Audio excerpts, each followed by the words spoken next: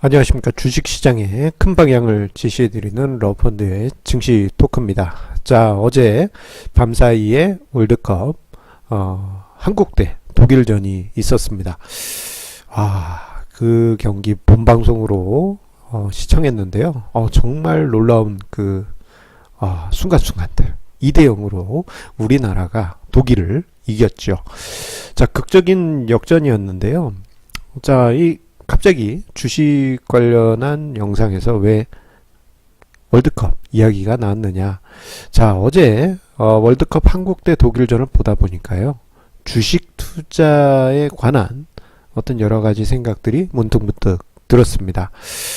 자, 여러 가지 부분에서 주식 관련한 어떤 특징들, 그리고 주식 투자랑 일맥상통하는 축구의 어떤 특징들, 이런 부분이 있었는데요. 자, 오늘 증식 토크에서는 그 생각들을 글로 적어 보았습니다. 자, 첫 번째로 떠오른 생각은요, 골키퍼는 골대를 지켜야 된다라는 겁니다.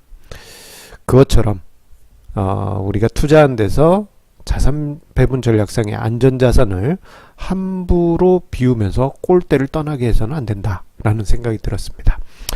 자, 어제 독일과의 월드컵 경기에서 두 번째 골이 독일의 골키퍼 노이어가 우리 한국 진영까지 깊이 들어와 있을 때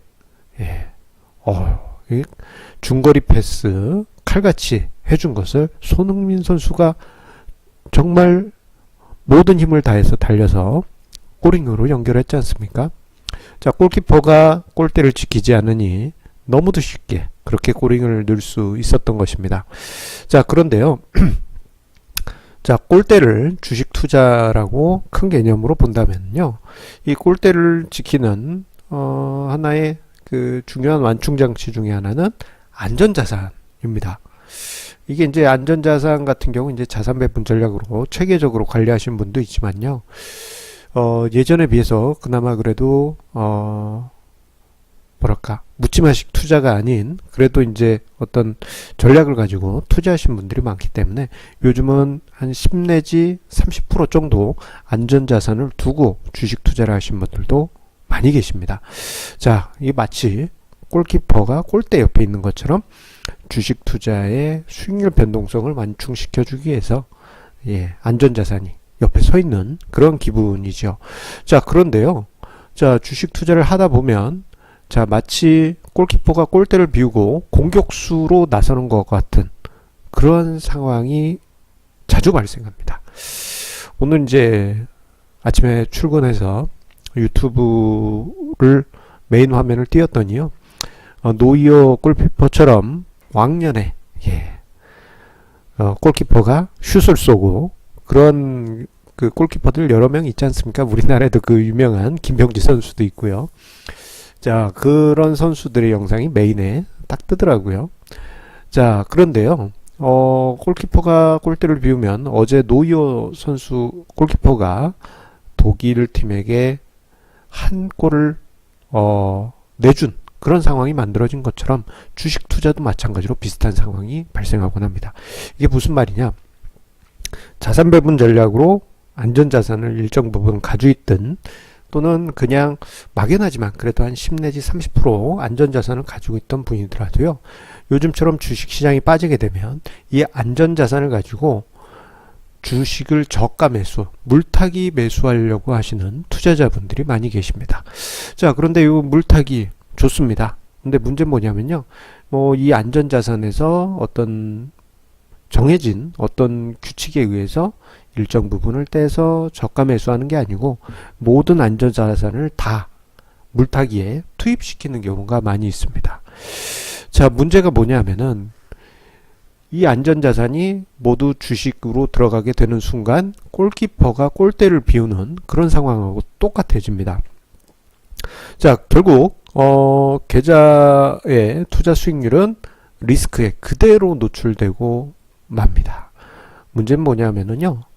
이렇게 해서 자신이 이제 잘 견디면 다행이지만 보통 이제 모든 안전자산을 주식에 물타기를 한 후에 골키퍼가 마치 상대방 진영 최전방까지 나간 것 같은 그런 상황이 있게 되면 이게 뭐 손을 쓸 수 없는 그러한 상황에 놓이고 맙니다. 그렇기 때문에 안전자산은 함부로 휘두르는 것이 아니다라고 말씀드릴 수 있겠고요.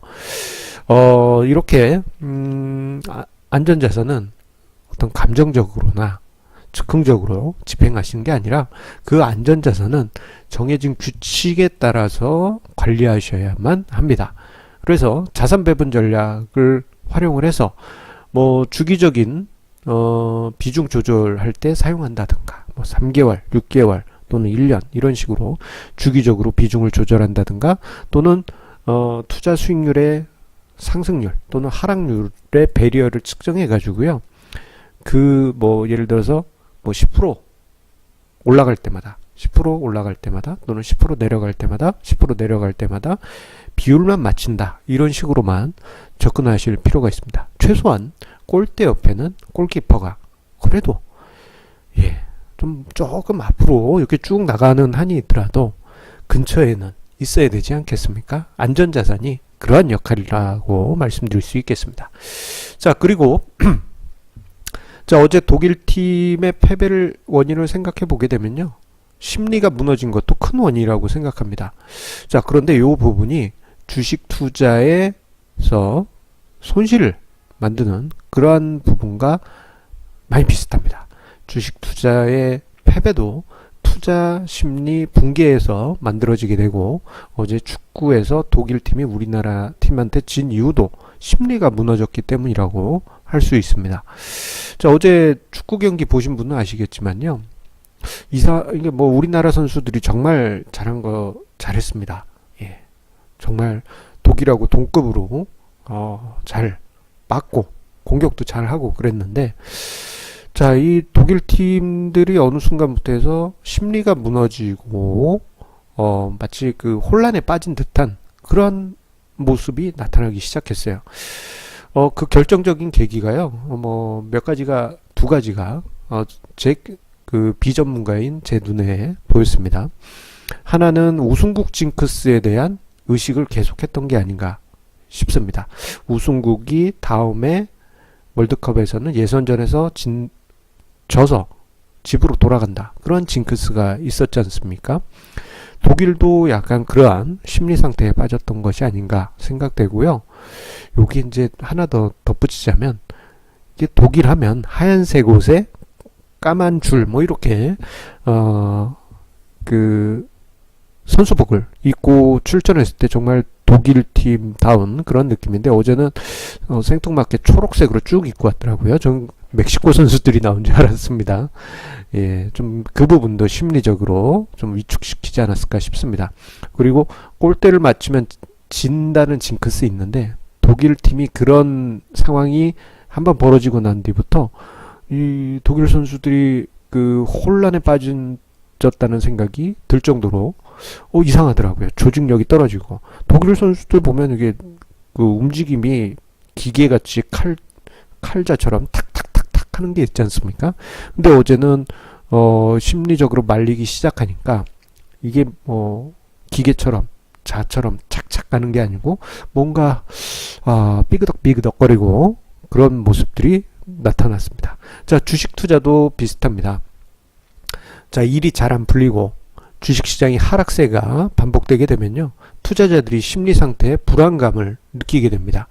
자, 그런데 그 낙폭이 깊어지거나 또는 하락이 길어지게 되면 점점 마음이 쫓기게 됩니다. 자, 이 쫓기는 투자 심리에 빠지게 되면 어느 순간 냉정을 잃게 되는데요. 자, 그렇게 해서 냉정을 잃게 되면 투자 원칙을 모두 망각하게 됩니다. 앞서 언급드렸던 자산 배분 전략도 본인이 사용하고 있다 하더라도 순간적으로 뭐 귀신에 홀린 듯이 투자 전략을 휴지 조각처럼 내팽개 쳐버리게 됩니다. 자, 그렇기 때문에요. 요렇게 이제 심리 상태가 혼란과 공황 상태에 빠져서 투자 원칙을 팽개 쳐버리게 되면요. 요 이후에는 이런 상황이 발생한 이후에는 아무리 노력을 한다고 한들 투자 수익률이 만들어지기보다는 손실만 반복되게 됩니다. 그렇기 때문에 아무리 어려운 상황이라도 투자 심리를 컨트롤할 수 있는 그러한 강한 의지가 필요합니다. 자, 이렇게 어제 축구 경기를 보면서요, 두 가지 주식 투자 비슷한 점, 축구 경기와 주식 투자의 비슷한 점을 찾았었고요. 그리고 요거는 이제 또 다른 그 공통점이 아니고 용어가 비슷한 게 하나가 나왔습니다. 그것은 바로 이제 바입니다. 바. VAR. 자, 이번 월드컵부터 해서 비디오 판독 시스템인 바가 사용되면서 판정을 다시 했죠. 그래서 우리나라의 첫 번째 골도 비디오 판독 시스템으로 검증을 했기 때문에 골인으로 인정이 됐습니다. 예전 같으면 그냥 노골 처리됐을 거예요. 업사이드라고 하면서 참 억울하게 될 뻔했는데 그 비디오 판독 시스템 덕분에 골인으로 인정이 됐습니다. 자, 그런데요, 거기에 나오는 VAR, 바라는 용어가 주식 투자 투자론에서 나오는 단어와 매우 비슷합니다. 투자론에서는 이렇게 되어 있습니다. 대문자 V, 소문자 A, 대문자 R, Value at Risk라고 해서 특정 기간에 예상되는 변동폭을 예상하는 리스크 관리 시스템입니다. 자, 1990년대 중반에 JP 모건이 바 시스템을 리스크 관리 지표로 사용하면서 많은 이들에게 알려지기 시작했는데요. 공식 자체는 뭐 아주 복잡하진 않습니다만 조금은 괜히 공식이 나오면 머리가 아프죠. 그렇기 때문에 간단하게 이렇게 그려드리기만 하겠습니다.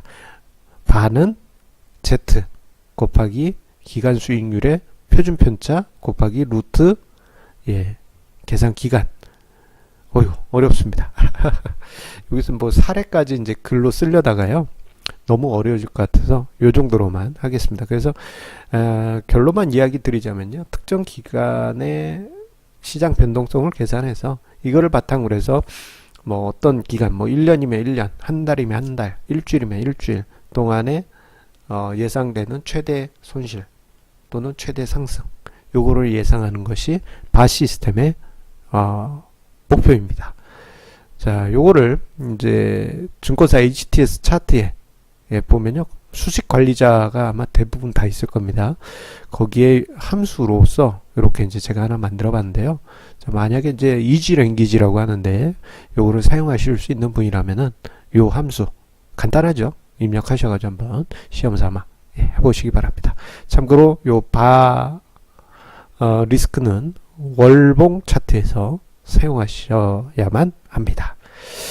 자, 어제 한국 대 독일전 보면서 정말 속 시원한 승부를 봤습니다. 그리고 짜릿한 경기였죠. 우리가 이제 16강은 가지 못했지만 세계 1위 독일을 이겼으니까 뭐 월드컵 우승한 기분과 같습니다. 자, 요즘 6월 약세장으로 인해서 뭐 어제 한국 독일전의 승리가 오늘도 뭐 주식시장 하락하다 보니까 좀 영향을 받기도 하는데요. 하지만 이런 때일수록 투자 원칙 강하게 지키시면서 투자 심리 다독이시고 냉정을 찾으면서 투자 이어가시기 바랍니다. 주식 투자하다 보면 어려운 시기 간간히 나타나게 되는데, 자, 6월 중순 이후부터 해서 좀 가파르게 그런 현상이 나타나다 보니까 투자자분들, 개인 투자자분들 많이 어려우신 것 같습니다. 힘내시고 이번 고비 이겨내시기 바랍니다. 결국은 심리를 이겨내야지만 축구에서도 이길 수 있고 주식 투자에서도 이길 수 있습니다.